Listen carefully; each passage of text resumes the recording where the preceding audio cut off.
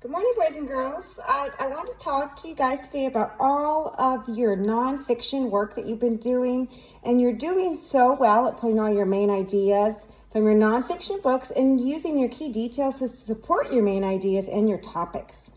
Have you ever thought about talking to somebody and teaching them about information that you've collected? So today I wanted to teach you that readers don't just absorb information, they think about why and what they're learning, and why is it so important.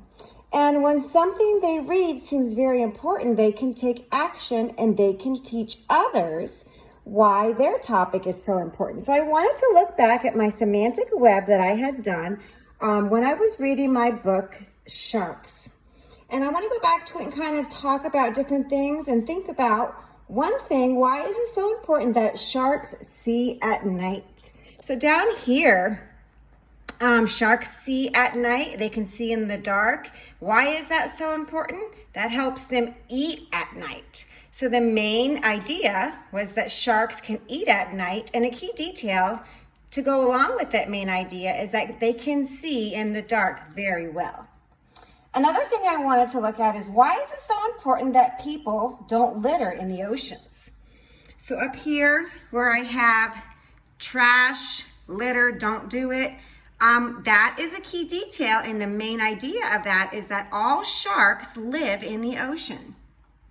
And also, why do sharks have 5 rows of teeth? Oh my goodness. So we're going to come down here where it says sharks have 5 rows of teeth. That goes along with their sharp sense of smell. But also, sharks are meat eaters, and they need a way to break down their food. I kind of found that information, even though it's not on my semantic web.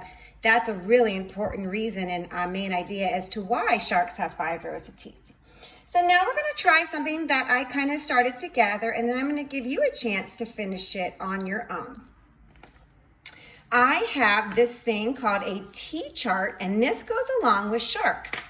And it helps me to think about what I have learned. So I'm going to share with someone what I have learned and then ask them, what does it make you think of?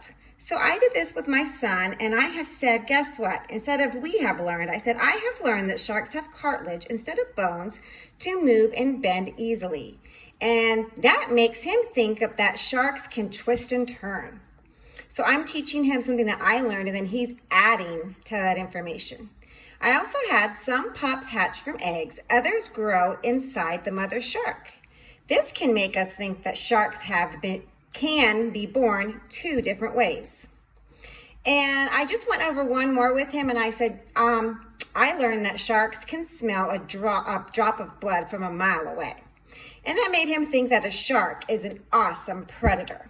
So I could go on and ask and share some more information and see what that makes him think according to the information that I've learned, if he can add more to my information.